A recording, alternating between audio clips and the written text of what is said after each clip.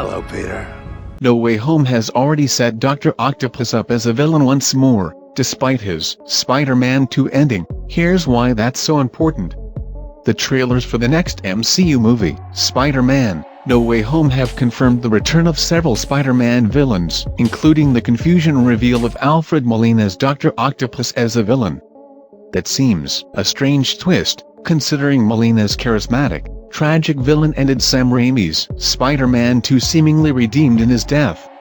But it seems that Doctor Strange's fudged memory spell leads to Doc Ock arriving in the MCU with his malevolent mechanical arms, still warping his mind to evil, and it's an important part of setting up Tom Holland's own redemption as the MCU's Peter Parker. Marvel and Molina have already revealed several details about Doc Ock's return.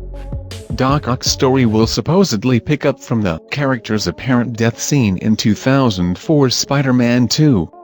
In the film, Doc Ock overtakes the evil AI tentacles previously controlling him and destroys his dangerous fusion reactor experiment in a river to save New York City. Additionally, Molina's Doc Ock will appear de-aged. Since Spider-Man 2 debuted 17 years ago, No Way Home will make Doc Ock appear younger to resemble Molina's look in the previous film. Confusingly though, despite the No Way Home trailer seemingly showing Molina's character fighting Jamie Foxx's Electro and seemingly working with Holland's Spider-Man, the early marketing also confirmed Dr. Octopus will fight Spider-Man.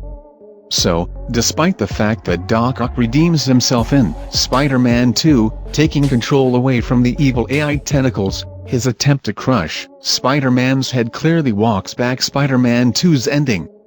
So why is he evil? Well, the idea of redeemable villains is a rich vein throughout the MCU. From the likes of Loki, Scarlet Witch and Zemo, morality has always been shown as a spectrum. Curiously, the Spider-Man movies have been less considerate of the villains, even when showing the tragic side of their backstories. Yes, Mysterio was something of a megalomaniac, but his career was ruined by Tony Stark, and while Vulture gets away with a vaguely redemptive ending, his gang, all forced into criminality by poverty or unemployment, are mostly just considered traditional henchmen. Holland's Peter Parker seems to have a firm grasp of what he considers to be right and what is wrong, and it will probably take Dr. Octopus' second redemption to help him realize he needs to be more forgiving.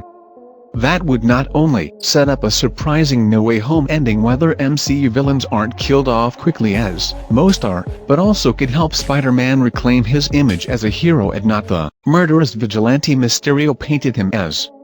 As No Way Home opens, the evil AI tentacles seem to have regained their hold on Doc Ock from Spider-Man 2, changing a good man into an evil supervillain. In the film, it takes a considerable effort from Spider-Man Tobey Maguire and Doc Ock to overtake the tentacles, and No Way Home has now been set up as an opportunity to repeat that.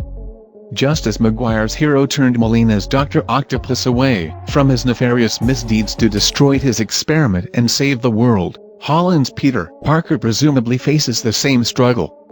And punching his way out of his bind isn't going to cut it, which is exactly what Peter Parker needs, given the public perception of him after Spider-Man: Far From Home's mid-credits scene set him up as public enemy number 1.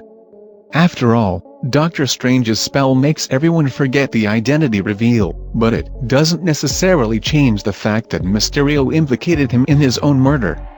Of course, with No Way Home's marketing, nothing is as it seems, and strangely there has already been a big hint that Doc Ock's villain turn doesn't last very long. And while him being allied with Peter Parker is an interesting dynamic, bringing him back to play an outright heroic character wouldn't quite have worked, given Doctor Strange's explanation of why the villains are brought into the MCU.